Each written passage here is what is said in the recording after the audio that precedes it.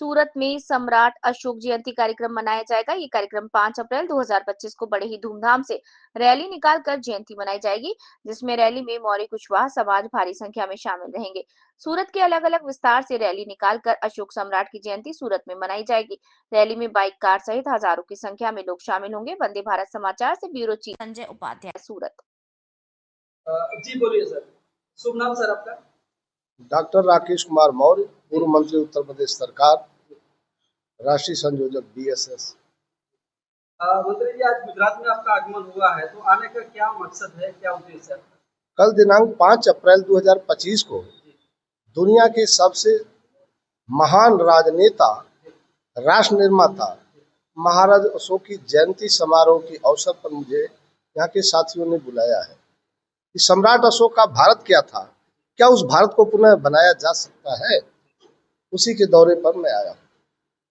तो क्या आप यहाँ पे जो इस जयंती का जो कार्यक्रम हो रहा है, लगभग आप मैसेज क्या देना चाहेंगे यहाँ इस जयंती में जो शामिल होंगे, यहाँ के जो उत्तरवासी समाज के लोग हैं या अदर समाज के लोग हैं, उनको क्या आप संदेश देना चाहेंगे?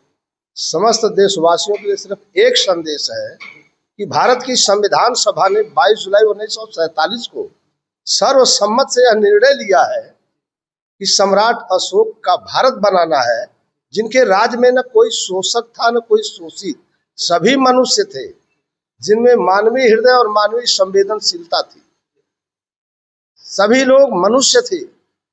ऐसा भारत हम बनाना चाहते हैं कि न कोई यहाँ पर अमीर हो, न कोई गरीब हो, न कोई ऊंची जात का हो, न कोई नीची जात का हो, सभी मनुष्य हो, जिसे महाराज अशोक ने कहा है कि समस्त प्रजा मेरी संतान है, यह लोक और परलोक की सुखों का उपभोग करे, मेरे द्वारा चलाई गई धम्म नीति के किसी भी अंश की क्षति न करे।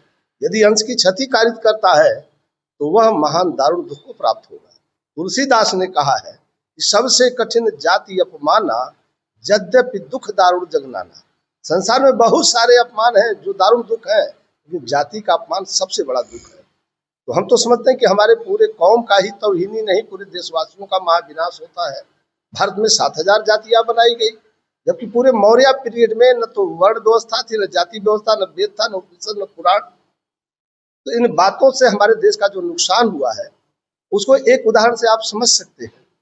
उस समय भारत के सामान्य कर्मचारी जो चपरासी का चपरासी होता था, उसका वेतन 250 रुपए सोने का सिक्का होता था। उस सिक्के का जो वजन था 11.664 ग्राम होता था, और आज भारत के सोने का सिक्का मात्र 10 ग्राम है। 1.664 ग्राम सोने के सिक्के गायब, और वह भी कागज की मुद्रा है, जिस पर हमारे साथी पारसनाथ कुशवाहा जनपद चंदौली के रहने वाले थे, मध्य प्रदेश में चले गए हैं। उन्होंने मध्य प्रदेश के हाई कोर्ट से लेकर सुप्रीम कोर्ट में एक मुकदमा दाखिल कर रखा है। वह मुकदमा भारत सरकार के राष्ट्रपति, प्रधानमंत्री, वित्त मंत्री सहित सारे मंत्रियों के खिलाफ है। मुकदमा संख्या 4748/2006 कि भारत की रुपया जो मौर्य पीरियड में थी, या जो आजादी के समय भारत की मुद्रा का मूल्य था 1 रुपये बराबर 1 डॉलर, वह आज 1 डॉलर बराबर 87.73 पैसे कैसे हुआ? यह देश बेचने का सवाल है या देश को निर्माण करने का सवाल है? इसका जवाब चाहिए। तो सुप्रीम कोर्ट के माननीय जजों ने कहा कि आपने अपने मुकदमे की ठीक से पैरवी नहीं किया, इसलिए मैं मुकदमे को खारिज करता हूं।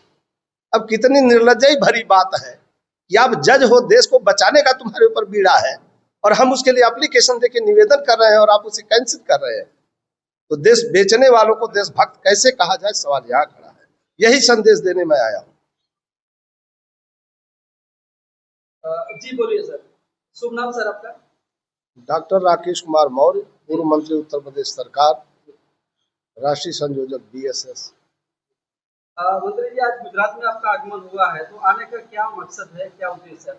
कल दिनांक 5 अप्रैल 2025 को दुनिया के सबसे महान राजनेता, राष्ट्र निर्माता महाराज अशोक की जयंती समारोह के अवसर पर मुझे यहाँ के साथियों ने बुलाया है कि सम्राट अशोक का भारत क्या था, क्या उस भारत को पुनः बनाया जा सकता है, उसी के दौरे पर मैं आया हूँ।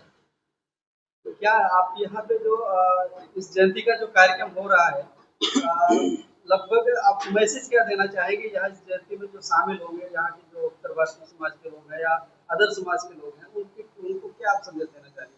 समस्त देशवासियों के लिए सिर्फ एक संदेश है कि भारत की संविधान सभा ने 22 जुलाई 1947 को सर्वसम्मत से यह निर्णय लिया है कि सम्राट अशोक का भारत बनाना है, जिनके राज में न कोई शोषक था न कोई शोषित, सभी मनुष्य थे जिनमें मानवीय हृदय और मानवीय संवेदनशीलता थी, सभी लोग मनुष्य थे। ऐसा भारत हम बनाना चाहते हैं कि न कोई यहाँ पर अमीर हो, न कोई गरीब हो, न कोई ऊंची जात का हो, न कोई नीची जात का हो, सभी मनुष्य हो। जिसे महाराज अशोक ने कहा है कि समस्त प्रजा मेरी संतान है, यह लोक और परलोक की सुखों का उपभोग करे, मेरे द्वारा चलाई गई धम्म नीति के किसी भी अंश की क्षति न करे। यदि अंश की क्षति कारित करता है तो वह महान दारुण दुख को प्राप्त होगा। तुलसीदास ने कहा है कि सबसे कठिन जाति अपमाना, यद्यपि दुख दारुण जगनाना। संसार में बहुत सारे अपमान हैं जो दारुण दुख है, लेकिन जाति का अपमान सबसे बड़ा दुख है। तो हम तो समझते हैं कि हमारे पूरे कौम का ही तौहीन ही नहीं, पूरे देशवासियों का महाविनाश होता है। भारत में 7000 जातियां बनाई गई, जबकि पूरे मौर्य पीरियड में न तो वर्ण व्यवस्था थी, न जाति व्यवस्था, न वेद था, न उपनिषद, न पुराण। तो इन बातों से हमारे देश का जो नुकसान हुआ है उसको एक उदाहरण से आप समझ सकते हैं। उस समय भारत के सामान्य कर्मचारी जो चपरासी का चपरासी होता था, उसका वेतन 250 रुपए सोने का सिक्का होता था। उस सिक्के का जो वजन था 11.664 ग्राम होता था, और आज भारत के सोने का सिक्का मात्र 10 ग्राम है।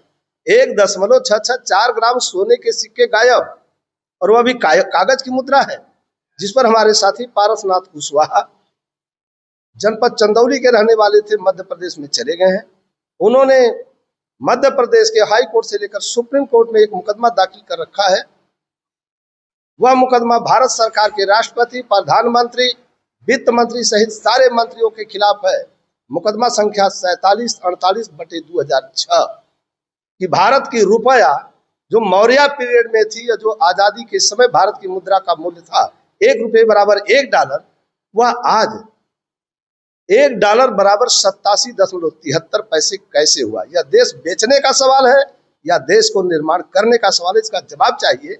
तो सुप्रीम कोर्ट के माननीय जजों ने कहा कि आपने अपने मुकदमे की ठीक से पैरवी नहीं किया, इसलिए मैं मुकदमे को खारिज करता हूं। अब कितनी निर्लज्जयी भरी बात है कि आप जज हो, देश को बचाने का तुम्हारे ऊपर बीड़ा है, और हम उसके लिए एप्लीकेशन देके निवेदन कर रहे हैं और आप उसे कैंसिल कर रहे हैं। तो देश बेचने वालों को देशभक्त कैसे कहा जाए, सवाल यहाँ खड़ा है। यही संदेश देने में आया हूं।